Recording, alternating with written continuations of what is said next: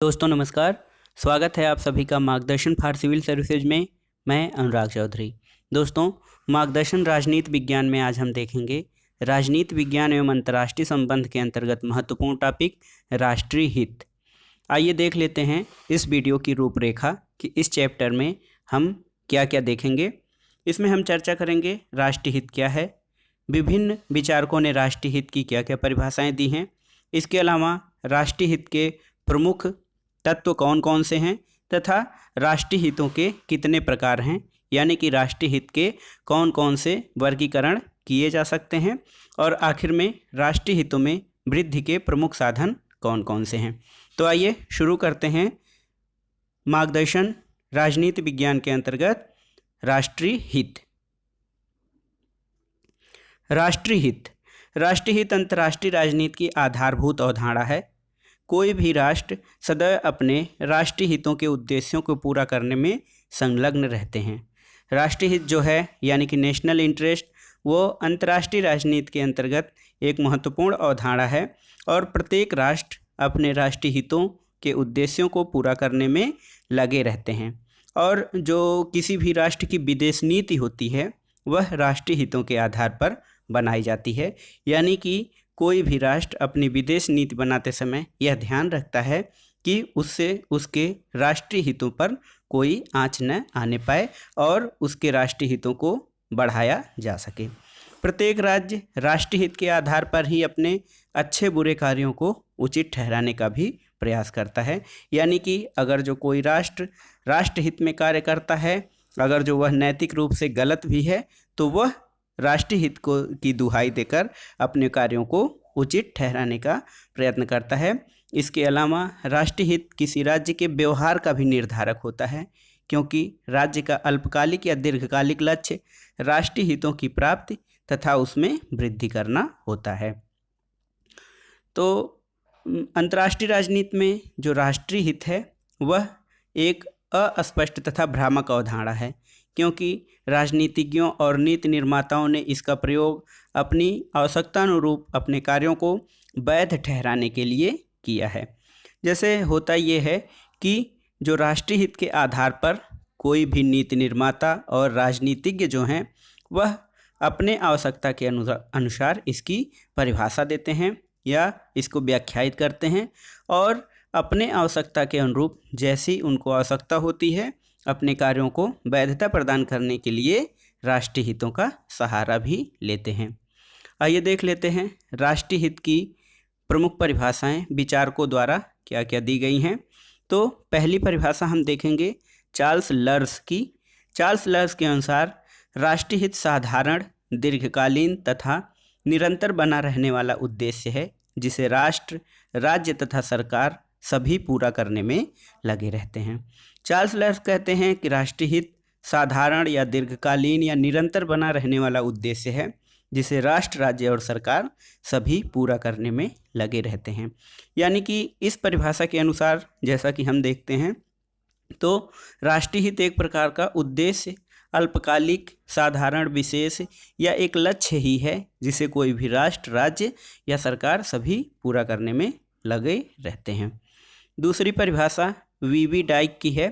वीबी Dyke के अनुसार राष्ट्रीय हित वह है जिसे राज्य पारस्परिक संबंधों में प्राप्त तथा सुरक्षित रखना चाहते हैं।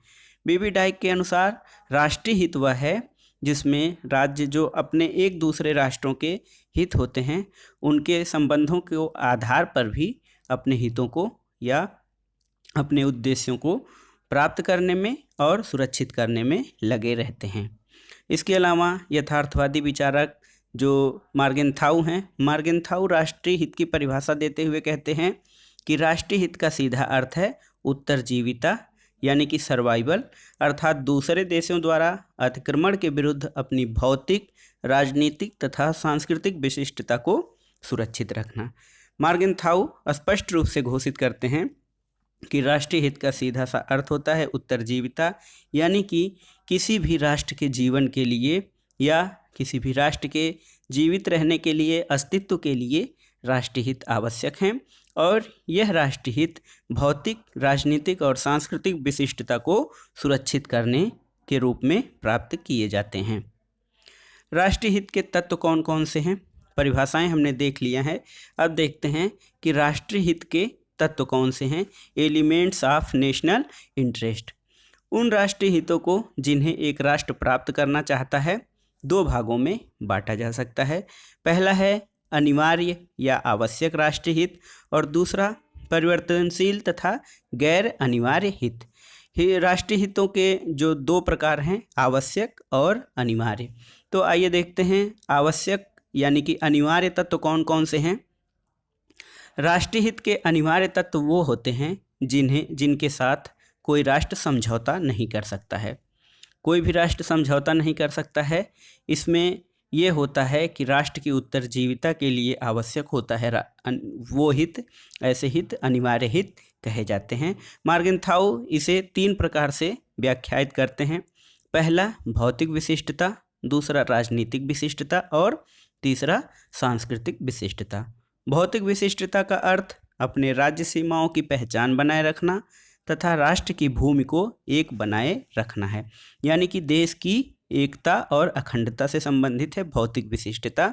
कोई भी राष्ट्र अपने राज्य की सीमाओं की पहचान बनाए रखना तथा राष्ट्र की भूमि को एक बनाए रखना भौतिक विशिष्टता में शामिल है।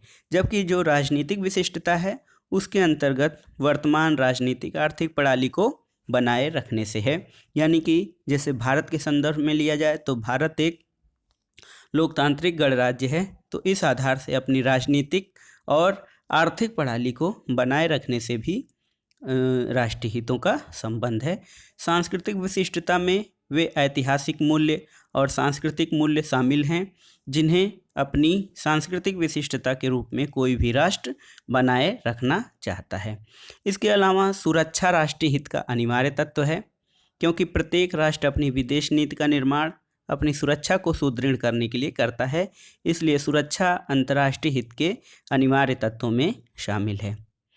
अब आइए देख लेते हैं अनिवार्य तत्वों के बाद वे तत्व जो गौण हैं या गैर अनिवार्य हैं।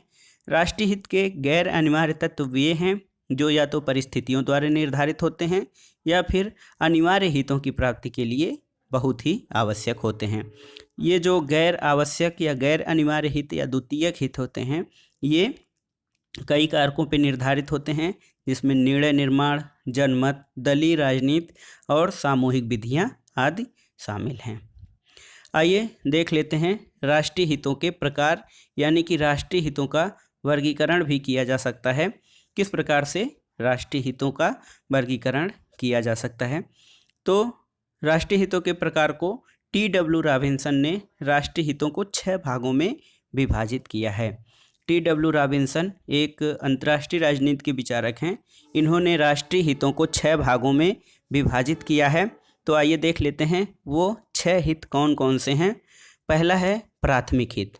प्राथमिक हित राष्ट्र के ऐसे हित हैं जिन पर कोई राष्ट्र समझौता नहीं कर सकता है। इसके अंतर्गत राज्य की अपनी भौगोलिक सीमाओं की रक्षा, भूभाग की सुरक्षा, अखंडता, राजनीतिक तथा सांस्कृतिक विशिष्टता को बनाए रखना शामिल होता है। राष्ट्र जो है किसी भी कीमत पर इनकी सुरक्षा करना चाहता है और कोई भी राष्ट्र इससे समझौता नहीं कर सकता है, अन्यथा उसका अस्तित्व ही समाप्त होने का खतरा रहता है। यानी कि प्राथमिक हित ऐसे हित हैं जिनसे कोई राष्ट्र समझौता नहीं करना चाहता है। द्वितीयक हित आइए देख लेते हैं। द्वितीयक हित क्या है? द्वितीयक हित ये चाहे प्राथमिक हितों से कम महत्वपूर्ण हैं, लेकिन राष्ट्र के अस्तित्व के लिए अनिवार्य होते हैं। द्वितीयक हित यद्यपि प्रारंभिक हितों से जो प्राथमिक हित हैं उनसे थोड़े कम महत्वपूर्ण होते हैं, लेकिन राष्ट्र के अस्तित्व के लिए अनिवार्य हैं। इसके अंतर्गत विदेशों में बसे नागरिकों की सुरक्षा तथा कूटनीतिक स्टाफ को सुरक्षा देना शामिल होता है। ये भी राष्ट्र के लिए अति महत्वपूर्ण होते हैं। तीसरा देखते हैं राष्ट्रीय हितों के प्रकार में। तीसरा प्रकार है अस्थायी हित, यानी कि परमानेंट इंटरेस्ट कौन कौन से हैं? ये राज्य के दीर्घकालीन अपरिवर्तनीय हित होते हैं। इसमें परिवर्तन बहुत ही धीमे धीमे या तो नहीं के बराबर होते हैं। जो अस्थायी हित होता है वह दीर्घकालीन अपरिवर्तनीय हित होते हैं। अपने प्रभाव क्षेत्र को बनाए रखना तथा समुद्र में जहाजरानी की स्वतंत्रता आदि अस्थायी हितों के अंतर्गत शामिल होते हैं। अब आइए देखते हैं अगला प्रकार राष्ट्रीय हितों का परिवर्तनशील हित कौन कौन से हैं? ये जो परिवर्तनशील हित हैं, ये राष्ट्र के वे हित हैं जो विशेष परिस्थितियों में राष्ट्र के लिए अनिवार्य समझे जाते हैं। ये समय तथा परिस्थितियों के अनुरूप बदल सकते हैं। जैसे प्रारंभ में भारत निशस्त्रीकरण का पक्षधर रहा है, लेकिन राष्ट्रीय हित में इसने परमाणु परीक्षण किया। अपने पड़ोसी देशों पाकिस्तान और चीन के स्थिति को देखते हुए और तत्कालीन समय और परिस्थिति को देखते हुए इसने शांतिपूर्ण परमाणु परीक्षण किया है, ताकि अपने को एक परमाणु शक्ति संपन्न राष्ट्र बना सके। पांचवा प्रकार है राष्ट्रीय हितों का सामान्य हित। राष्ट्र के सामान्य हितों में कौन कौन से आते हैं? ये सकारात्मक हित होते हैं जो बहुत से राष्ट्रों पर लागू होते हैं। अर्थव्यवस्था, व्यापार, कूटनीति, अंतर्राष्ट्रीय शांति तथा व्यवस्था और निशस्त्रीकरण आदि राष्ट्र के सामान्य हितों के अंतर्गत शामिल होते हैं।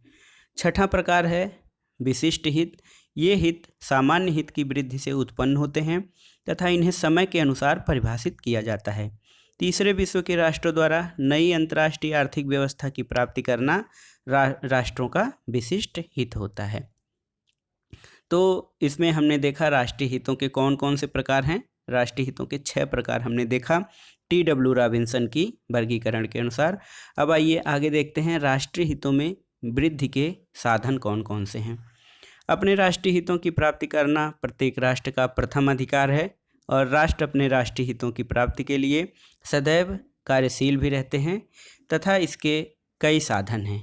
राष्ट्रीय हितों में जो वृद्धि के साधन हैं, कई प्रकार के साधन हैं। पहला है कूटनीति, दूसरा प्रचार, तीसरा आर्थिक सहायता, चौथा संधि, पांचवा औपीड़क साधन। तो इन 5 प्रकारों के आधार पर कोई भी राष्ट्र अपने राष्ट्रीय हितों में वृद्धि करने का प्रयत्न करता है।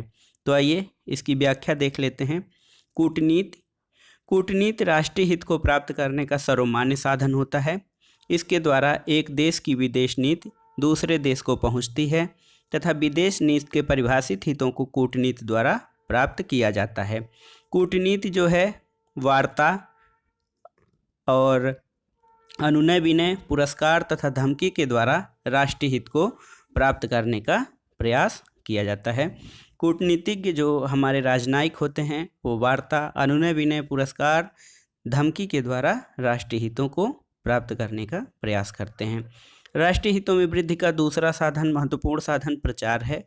प्रचार राष्ट्रीय हितों को प्राप्त करने का महत्वपूर्ण साधन होता है। दूसरों को अपने लक्ष्यों तथा उद्देश्यों की वैधता देने की कला प्रचार के माध्यम से की जाती है। दूसरे राष्ट्रों को प्रभावित करने का प्रयत्न किया जाता है ताकि वह यह मान ले कि ये लक्ष्य अनिवार्य हैं। और वर्तमान में पहले प्रचार का माध्यम परंपरागत था, लेकिन वर्तमान में संचार व्यवस्था में क्रांतिकारी बदलाव ने इस प्रक्रिया को और आसान बना दिया है। राष्ट्रीय हितों में वृद्धि का तीसरा प्रमुख साधन आर्थिक सहायता है।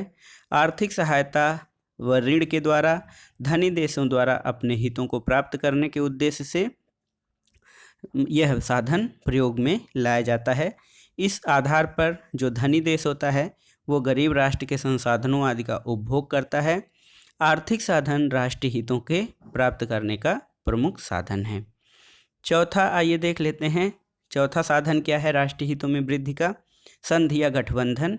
संधि और गठबंधन के द्वारा राष्ट्र अपने साझे हितों को प्राप्त करने के लिए इसमें 2 या 2 से अधिक राष्ट्र या उससे कई और राष्ट्र भी शामिल हो सकते हैं। यह अधिकतर समान और पूरक हितों को प्राप्त करने में प्रयुक्त होता है। जो संधियां हैं 2 या 2 से अधिक राष्ट्रों के बीच समान हितों या पूरक हितों को प्राप्त करने के लिए उपयोग में लाई जाती हैं। ये संधियां समझौते के अनुसार सैनिक, आर्थिक और सांस्कृतिक भी हो सकती हैं। सैनिक जैसे नाटो, आर्थिक जैसे आसियान। 5वां प्रमुख साधन है राष्ट्रीय हितों की वृद्धि का औपीड़क साधन। औपीड़क साधन राष्ट्रीय हितों को प्राप्त करने का प्रचलित नियम है। राष्ट्र अपने हितों की प्राप्ति हेतु शक्ति का प्रयोग करते हैं। इसके अंतर्गत अवरोध, बहिष्कार, प्रतिशोध, जवाबी कार्रवाई शामिल होते हैं और इसके अलावा जो अंतिम विकल्प है वह युद्ध को भी अपनाया जा सकता है। इस प्रकार से राष्ट्रीय हितों की वृद्धि के लिए जो महत्वपूर्ण साधन थे उसमें कोई भी राष्ट्र सबसे पहले नॉर्मल कूटनीति का सहारा लेता है अपने राष्ट्रीय हितों को बढ़ाने के लिए, लेकिन उस सबसे जो अंतिम चरण होता है राष्ट्रीय हितों की वृद्धि का, वो जवाबी कार्रवाई और युद्ध भी इसका एक प्रमुख विकल्प हो सकता है। तो दोस्तों, राष्ट्रीय हितों को प्राप्त करने के लिए ये सभी साधन प्रयोग में लाए जा सकते हैं और औपीड़क साधनों के स्थान पर लेकिन जो शांतिपूर्ण साधन हैं, कूटनीति, संधि या वार्ता, इन सभी का प्रयोग किया जाना आवश्यक है ताकि विश्व शांति का उद्देश्य प्राप्त किया जा सके। तो दोस्तों, ये था अंतर्राष्ट्रीय संबंध के अंतर्गत, अंतर्राष्ट्रीय राजनीति के अंतर्गत महत्वपूर्ण टॉपिक राष्ट्रीय हित क्या है, इसकी प्रमुख परिभाषाएं हमने देख ली। इसके अलावा राष्ट्रीय हितों के प्रमुख प्रकार कौन कौन से हैं और इसके वृद्धि के कौन कौन से साधन प्रयोग में लाए जा सकते हैं। आप इसका PDF प्राप्त करने के लिए डिस्क्रिप्शन बॉक्स में दिए गए लिंक पर क्लिक करके इसका PDF डाउनलोड कर सकते हैं। वीडियो देखने के लिए धन्यवाद। नमस्कार।